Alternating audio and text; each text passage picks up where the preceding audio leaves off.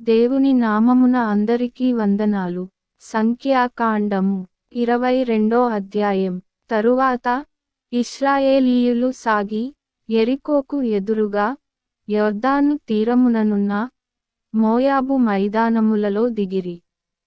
సిప్పోరు కుమారుడైన బాలాకు ఇశ్రాయేలీయులు అమోరీయులకు చేసినదంతయు చూచెను. జనము విస్తారముగానున్నందున మోయాబీయులు వారిని చూచి మిక్కిలి భయపడిరి. మోయాబీయులు ఇశ్రాయేలీయులకు జంకిరి. మోయాబీయులు మిద్యాను పెద్దలతో ఎద్దుబీటి పచ్చికను నాకివేయునట్లు ఈ జనసమూహము మన చుట్టూ ఉన్నది. యావత్తును ఇప్పుడు నాకివేయుననిరి. ఆ కాలమందు సిప్పోరు కుమారుడైన బాలాకు మోయాబీయులకు రాజు. కాబట్టి అతడు బెయోరు కుమారుడైన బిలామును పిలుచుటకు అతని జనుల దేశమందలి నదియొద్దనున్న పెతోరుకు దూతలచేత ఈ వర్తమానము పంపెను. చిత్తగించుము, ఒక జనము ఐగుప్తులో నుండి వచ్చెను. ఇదిగో వారు భూతలమును కప్పి నా ఎదుట దిగియున్నారు. కాబట్టి నీవు దయచేసి వచ్చి నా నిమిత్తము ఈ జనమును శపించుము. వారు నాకంటే బలవంతులు. వారిని హతము చేయుటకు నేను బలమొందుదునేమో. అప్పుడు నేను ఈ దేశములో నుండి వారిని తోలివేయుదును. ఏలయనగా నీవు దీవించువాడు దీవింపబడుననియు శపించువాడు శపించబడుననియు నేనెరుగుదును. కాబట్టి మోయాబు పెద్దలును మిద్యాను పెద్దలును సోదె సొమ్మును చేత పట్టుకొని బిలాము నొద్దకు వచ్చి బాలాకు మాటలను అతనితో చెప్పగా అతడు వారితో, ఈ రాత్రి ఇక్కడనే ఉండుడి. యెహోవా నాకు సెలవిచ్చిన మాటలను నేను తిరిగి వచ్చి మీతో చెప్పెదననెను. అప్పుడు మోయాబు అధికారులు బిలాము నొద్ద బస చేసిరి. దేవుడు బిలాము నొద్దకు వచ్చి, నీ యొద్దనున్న ఈ మనుష్యులు ఎవరని అడుగగా బిలాము దేవునితో ఇట్లనెను, సిప్పోరు కుమారుడైన బాలాకను మోయాబు రాజు. చిత్తగించుము, ఒక జనము ఐగుప్తు నుండి బయలుదేరి వచ్చెను. వారు భూతలమును కప్పుచున్నారు. నీవు ఇప్పుడే వచ్చి నా నిమిత్తము వారిని శపింపుము. నేను వారితో యుద్ధము చేసి వారిని తోలివేయుదునేమో అని వీరిచేత నాకు వర్తమానము పంపెను. అందుకు దేవుడు, నీవు వారితో వెళ్ళకూడదు, ఆ ప్రజలను శపింపకూడదు, వారు ఆశీర్వదింపబడినవారు అని బిలాముతో చెప్పెను. కాబట్టి బిలాము ఉదయమున లేచి బాలాకు అధికారులతో, మీరు మీ స్వదేశమునకు వెళ్ళుడి. మీతో కూడా వచ్చుటకు యెహోవా నాకు సెలవీయనని చెప్పుచున్నాడనగా మోయాబు అధికారులు లేచి బాలాకు నొద్దకు వెళ్ళి బిలాము మాతో కూడా రానొల్లడాయననిరి. అయినను బాలాకు వారి కంటే బహు ఘనత వహించిన మరి ఎక్కువ మంది అధికారులను మరల పంపెను. వారు బిలాము నొద్దకు వచ్చి అతనితో, నీవు దయచేసి నా యొద్దకు వచ్చుటకు ఏమియో అడ్డము చెప్పకుము. నేను నీకు బహు ఘనత కలుగజేసెదను. నీవు నాతో ఏమి చెప్పుదువో అది చేసెదను గనుక నీవు దయచేసి వచ్చి నా నిమిత్తము ఈ జనమును శపించుమని సిప్పోరు కుమారుడైన బాలాకు చెప్పెననిరి.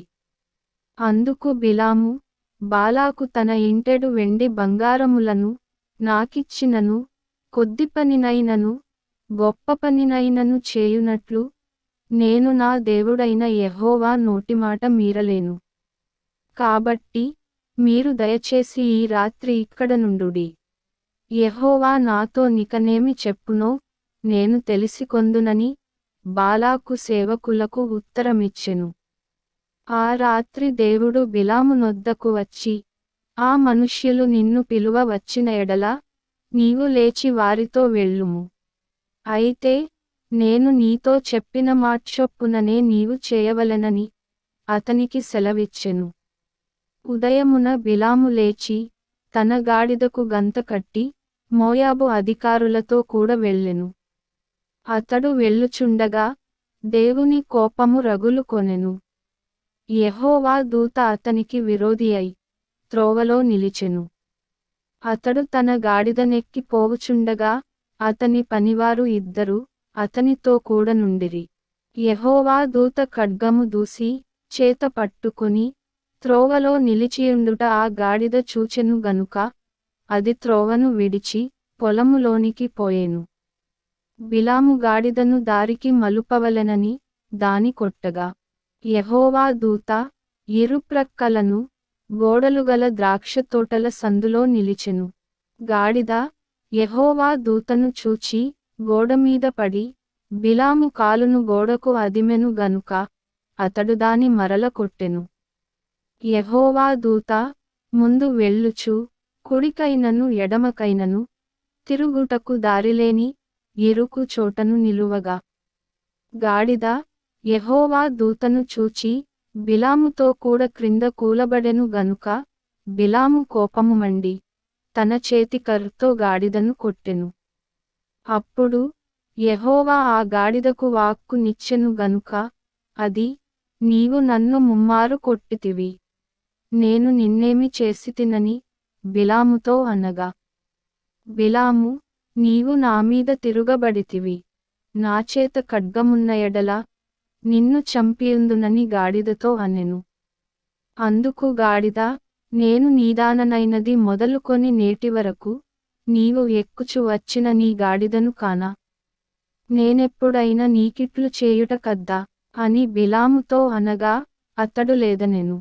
అంతలో యెహోవా బిలాము కన్నులు తెరచెను గనుక దూసిన ఖడ్గము చేత పట్టుకొని త్రోవలో నిలిచియున్న యెహోవా దూతను అతడు చూచి తలవంచి సాష్టాంగ నమస్కారము చేయగా యెహోవా దూత, ఈ ముమ్మారు నీ గాడిదను నీవేల కొట్టితివి, ఇదిగో నా ఎదుట నీ నడత విపరీతమైనది గనుక నేను నీకు విరోధినై బయలుదేరి వచ్చితిని. ఆ గాడిద నన్ను చూచి ఈ ముమ్మారు నా ఎదుట నుండి తొలగెను. అది నా ఎదుట నుండి తొలగని ఎడల నిశ్చయముగా నేనప్పుడే నిన్ను చంపి దాని ప్రాణమును రక్షించియుందునని అతనితో చెప్పెను. అందుకు బిలాము, నేను పాపము చేసితిని, నీవు నాకు ఎదురుగా త్రోవలో నిలుచుట నాకు తెలిసినది కాదు. కాబట్టి ఈ పని నీ దృష్టికి చెడ్డదైతే నేను వెనుకకు వెళ్ళెదనని యెహోవా దూతతో చెప్పగా యెహోవా దూత, నీవు ఆ మనుష్యులతో కూడా వెళ్ళుము, అయితే నేను నీతో చెప్పు మాటయే కాని మరేమీ పలుకకూడదని బిలాముతో చెప్పెను. అప్పుడు బిలాము బాలాకు అధికారులతో కూడా వెళ్ళెను. బిలాము వచ్చెనని బాలాకు విని ఆ పొలిమేరల చివరనున్న అర్నోను తీరమునందలి మోయాబు పట్టణము వరకు అతనిని ఎదుర్కొన బయలు వెళ్ళగా బాలాకు బిలాముతో, నిన్ను పిలుచుటకు నేను నీ యొద్దకు దూతలను పంపియుంటిని గదా, నా యొద్దకు నీవేల రాకపోతివి, నిన్ను ఘనపరచ సమర్థుడను కానా అనెను. అందుకు బిలాము, ఇదిగో నీ యొద్దకు వచ్చితిని, అయిననేమి, ఏదైనను చెప్పుటకు నాకు శక్తి కలదా, దేవుడు నా నోట పలికించు మాటయే పలికెదనని బాలాకుతో చెప్పెను. అప్పుడు బిలాము బాలాకుతో కూడా వెళ్ళెను. వారు కిరియత్ హుచ్చోతుకు వచ్చినప్పుడు బాలాకు ఎడ్లను గొర్రెలను బలిగా అర్పించి కొంత భాగము బిలాముకును అతని యొద్దనున్న అధికారులకును పంపెను. మరునాడు బాలాకు బిలామును తోడుకొనిపోయి బయలు యొక్క ఉన్నత స్థలముల మీద నుండి జనులను చివర వరకు చూడవలెనని అతనిని అచ్చోట ఎక్కించెను. ఆమెన్.